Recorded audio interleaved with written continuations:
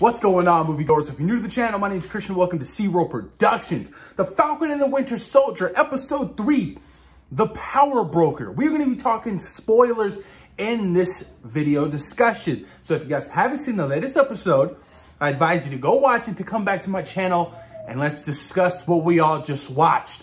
Now, this particular episode I was very much excited for because of a returning character. Since we haven't seen Baron Zemo since Captain America Civil War. And a lot of fans felt kind of let down with Zemo by the end of that movie. They were expecting Zemo to go full, iconic costume and everything, but no. This was a setup for what we got in this episode. And after watching this episode, this definitely leads me to believe that Zemo is going to be leading the Thunderbolts eventually on a Disney Plus series or a possible movie for Marvel Studios. Because Daniel Brühl as Baron Zemo is so charismatic, so calm and patient.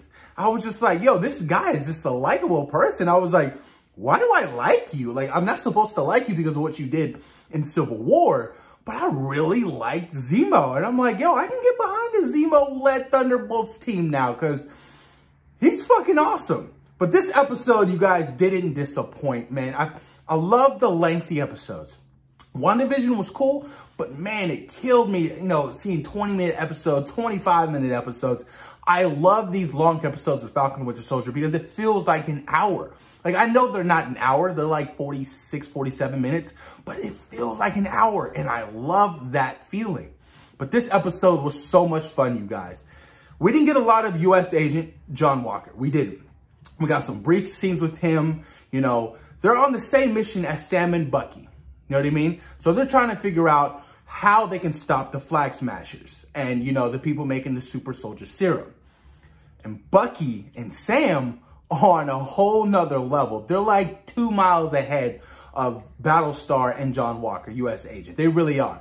But I can't wait for them to meet again, because what happens in this episode leads me to believe that, there's going to be some huge tension between, these two groups we got right now. But all in all, you guys, let's talk about what we saw in this latest episode of The Falcon and the Winter Soldier. U.S. Agent and Battlestar are trying to get answers to really put an end to the Flag Smashers and figure out where this super soldier serum is coming from. But you can tell the respect level that U.S. Agent is getting from other people is low. He got spit in the face on this recent episode. You know who I am? I was just like, oh shit. I was like, bro, you don't have the super soldier serum yet, so you're not menacing. And you got a punchable face and a spittable face. So that's why old boy spit in your face. But you can feel the frustration behind John Walker and what he's experiencing. He's not getting the love. He's not getting the fandom that a Captain America should be getting, like Steve Rogers. It's going to be hard for a lot of people to get behind a John Walker U.S. Agent, the new Captain America. A lot of people don't like it because we all love Steve, even fans, you know what I mean? Fans outside the show, like, we all love Steve Rogers, and that is our Captain America. Hashtag not our Captain America, U.S. Agent. Moving forward, so Sam and Bucky, they're going to go talk to Zemo. And what happens next is freaking crazy. I did not expect, I didn't expect Bucky to really pull a 180, on Sam, the whole trust issues. Because what he did was kind of, behind his back. And eventually, it could be very bad leading him to the future. So, Bucky goes to talk to Zemo, whatever. And, Zemo's first response is, to say the words that really trigger the Winter Soldier to come out. So he was like, thick thighs save lives. And but Bucky was like, that's not working on me no more. I'm not the same person. You know what I mean? But I love that whole element of it. The whole element, the throwbacks to Winter Soldier, the throwbacks to Civil War in this particular episode. It's just astonishing and so fun to see. I love the callbacks. I love that Marvel Studios can call back from fucking 6 years ago, 7 years ago. It's so unique about, what the MCU has really done, and it's so fun to see. So like I said, that Bucky and Baron Zemo's first interaction was freaking awesome. And then Sam's waiting outside because he was like, look, it's not a good idea for you to come in here and talk to Zemo. Let me talk to him. You're an Avenger. He doesn't like you. So I was like, okay, whatever. And then Bucky comes out, and all of a sudden, he's like helping break Zemo out of prison. I was like, yo, what are you doing, dude? Like, you just got pardoned by the government. And now, all of a sudden, you're breaking out a freaking prisoner at a prison. Like, what are you thinking about? So, like I said, I have a feeling that whatever's happening right now is going to cause some huge repercussions later on for Sam and for Bucky Barnes. Because Zemo, not Zemo, U.S. Agent and Battlestar, they try to go talk to Zemo. And guess what? Zemo escaped. He's not there anymore. This leads them to believe that Sam and Bucky have something to do with the escape of Zemo. So now they're on their radar. Now they're like, well, they just let this fugitive out. Now they can't be trusted. We don't know what we don't know what their plans are. Like I said, tensions are going to grow high between U.S. Agent and Sam Wilson. And I cannot wait to see them go at it. I know they're going to go at it eventually in this show, you guys. And it's going to be so much fun.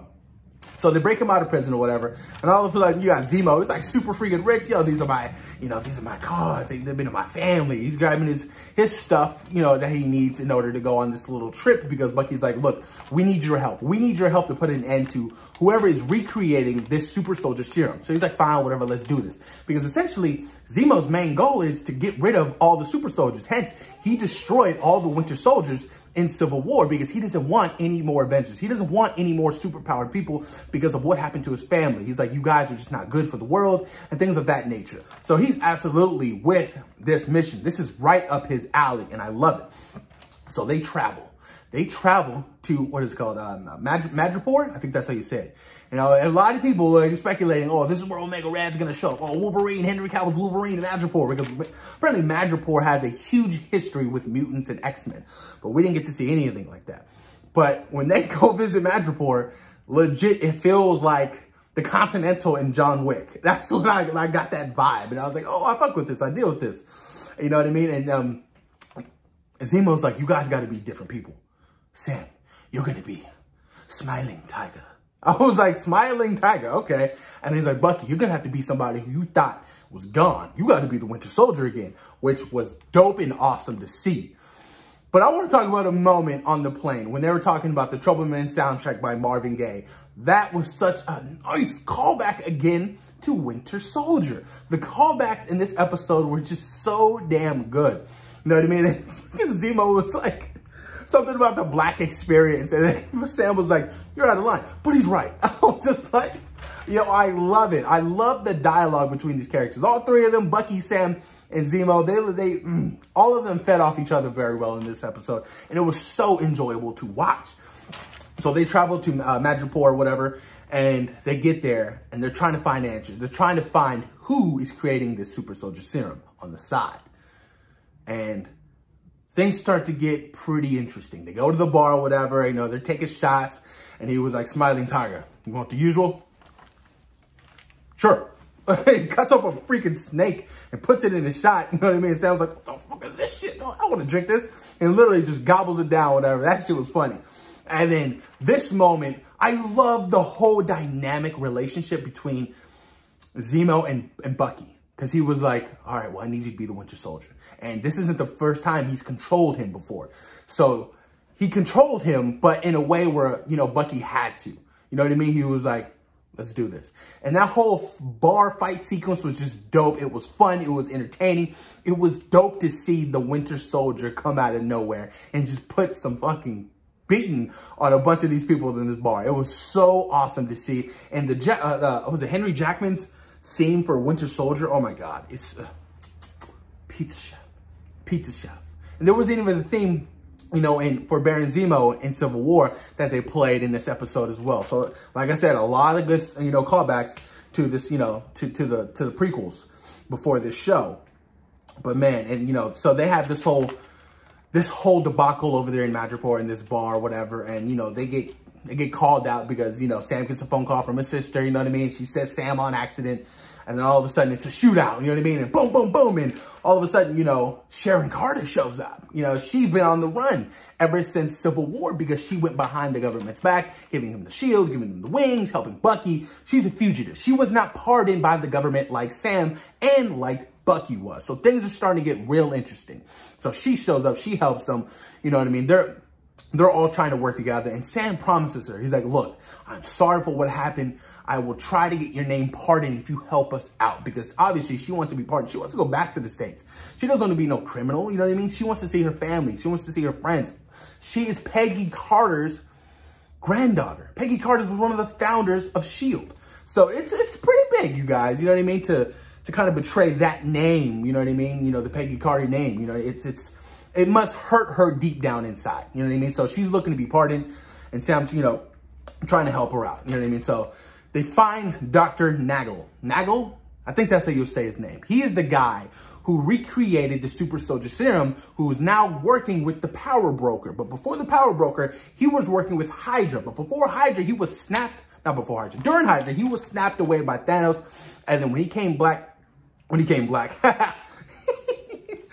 the blip brought him back, right, Hydra was all disassembled. It was gone, you know what I mean? And he was approached by the power broker. So he started recreating the super soldier serum off of blood samples of American subject, aka Isaiah Bradley. So he was the one who recreated the super soldier serum. And that's how the Flag Smashers got their hands on the 20 samples of the super soldier serum. That's how they're so powerful. That's how all 20 of them were so powerful. You know what I mean? So keep this in mind. Baron Zemo doesn't like the idea of super soldiers. So when he pulls out his gun and he pops a cap in his ass, I wasn't surprised, because I was like, look, you got to know who Baron Zemo is. He doesn't like these people. He doesn't. You know what I mean? So when he killed Dr. Nagel, I was like, okay, well, that makes sense, because he wants to put an end to whatever you're doing. He doesn't want any of these samples getting out, because he doesn't trust any Avengers. He doesn't trust any super-powered people. So that was interesting. And then the whole lab, you know, gets blown up. But I shit you not. Before that, Bucky asked Dr. Nagel, hey, are there any samples here? He kind of played it off like there wasn't, but I have a feeling there was. And I have a feeling before that lab exploded, Bucky grabbed a couple of those samples.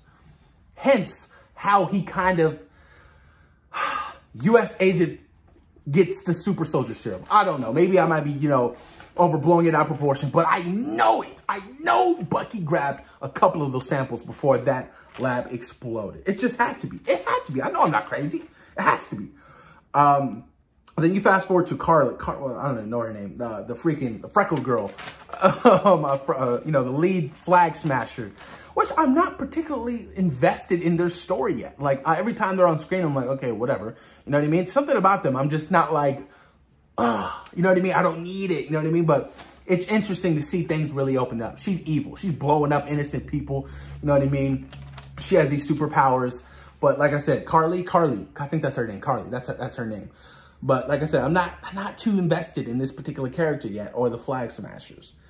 What else? Oh man, you gotta love another callback. You gotta love the callback of when Zemo gets the car and he's like, get in, losers, we're going shopping.